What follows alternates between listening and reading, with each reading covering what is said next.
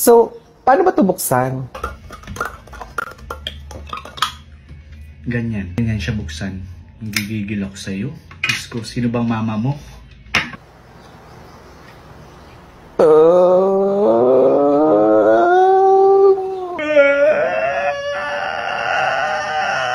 Puta ka, napaka-arte mo. Diyos ko, na-stress ako sa'yo. Okay, sige. MG, ito na. In fairness, masarap siya. Huwag kang ano dyan, masarap ang sardinas. Susubukan na natin siyang ilagay. Ibuhos natin. Ganyan. Ganyan. Ang dami pang laman. Ganyan. Oh. Shoota ka. Lumaluyo ka sa akin, baka di kita matansya. Ay. Ito na ho siya.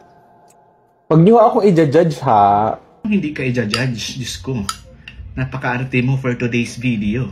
Masarap kaya ang sardinas? Masarap. Masarap kaya?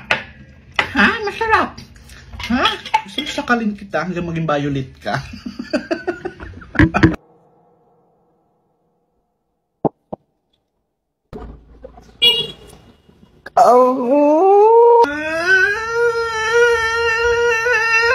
Parang tanga, magpaahit ka muna ng balbas mo, ang kapal. Cheers lang.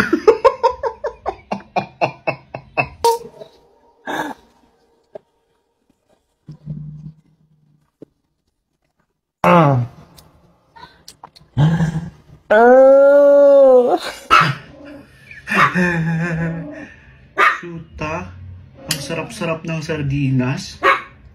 Ang sarap niyan dito, Mars. Huwag kang ano.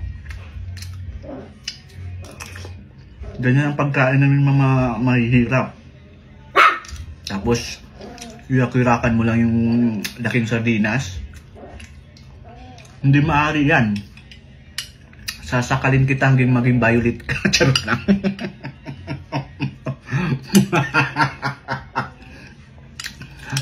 Present ba lahat ang naiinis kay Tito Mars nyo?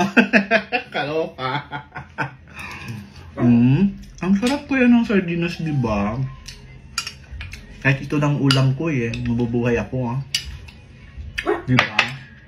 Kaya ikaw, Tito Mars, naban ka na sa TikTok dahil sa karatan mo. Pagpatuloy mo lang ang pagkuha ng inis ng mga tao. Dahil kuhang-kuha mo ang inis nila. Charis lang. Pero in fairness, masarap ang sardinas. Ito yung kinalakihan ko. Sardinas all the way from Southern Leyte. Diba? Sino dito ang nasasarapan sa sardinas? Charot lang.